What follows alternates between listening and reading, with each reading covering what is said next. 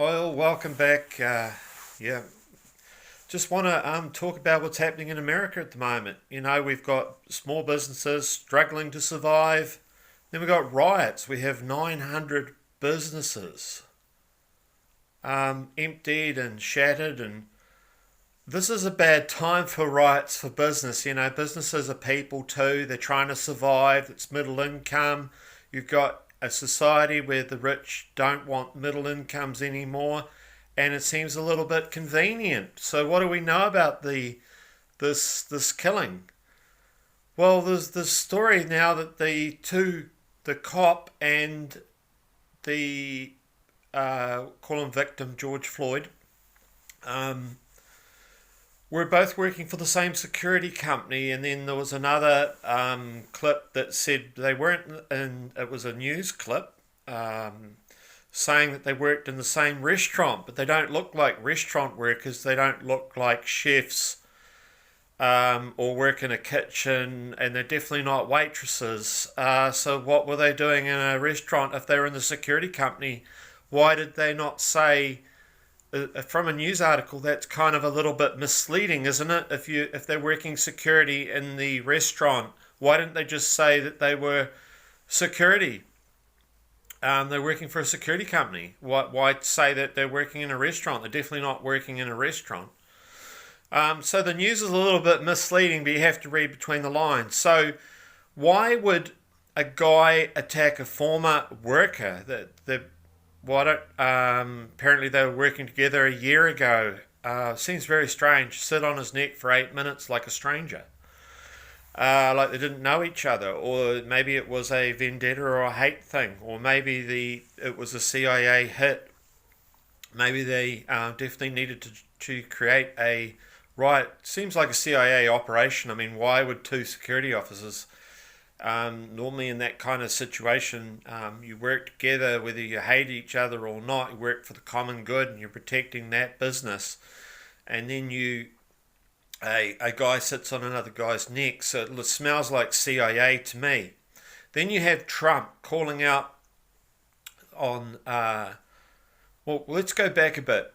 We have Trump and social media. So Trump was attacked for the first time on Twitter, and they were fact-checking his tweets, pretty much like what they've been doing with Facebook on my posts. They've been fact-checking me, and it's like, well, you're hiding the information, and you're not showing the pros and cons of every argument. So the real problem today is that we're not really knowing what truth is, because truth is hidden, truth is repressed, and lies are put to the forefront. So not knowing pros and cons, you become a brainwashed person when you're told what the reality is. You're told that you're rioting because you're brainwashed. You're brainwashed to be told that these two people, the cop and the victim, George Flynn, were in a common police attacking black guy, but they both worked in the same company. So they knew each other. And it's a CIA thing, because CIA are assassinating people all the time. This is quite common. And so we had Trump. Well, let's put it this way. Trump comes out with his tweet and he says we're going to bring in the National Guard. Then Twitter represses the information. But beforehand, when we roll back a bit, they had attacked Trump's tweet earlier, and he wrote an order that social media can't attack posts like that anymore, that they're not allowed to do that. And Twitter, according to Tim Pool, has declared war. And so it's looking very dicey. I mean, we're waking up, we get rolling out of this virus, it's looking good for the world, and all of a sudden there's riots and destroying middle income businesses. This is really bad. This is bad on trying to survive through a virus. All those people that are rioting, how are you going to eat? You're being played. You've been brainwashed to think that this is a riot between a white policeman, and he is a thug, for sure. And he's probably CIA. Why have they not been arrested him? CIA are untouchable, and CIA are everywhere. There's probably 100,000 CIA agents. And when you can't prosecute a police guy, it's probably because he's a CIA agent. And there's people assassinated all the time. I mean, Hillary Clinton, the people that were trying to take her to court ended up dead. Who knows why they ended up dead, but Hillary Clinton has a huge death count of people that are trying to take her down, all dead. For sure, not everyone's taken down, but if you don't take Hillary Clinton to court, it's pretty much a death sentence because, assassin gets the list to take you out. And, we know the assassins are out there. I mean, I met a couple of guys that reckon that they're assassins in a different country. And he had this phone, it had a dial-up system that dialed up. And, he was talking about going to an Arab country to kill people. And very, very strange. But, we live in a time now where assassins do exist. Whether or not he was an assassin is another thing. He could be just pulling my chain. But, assassins do exist and they do have dial-up phones. And, there is kind of a security officer thing when you're an assassin.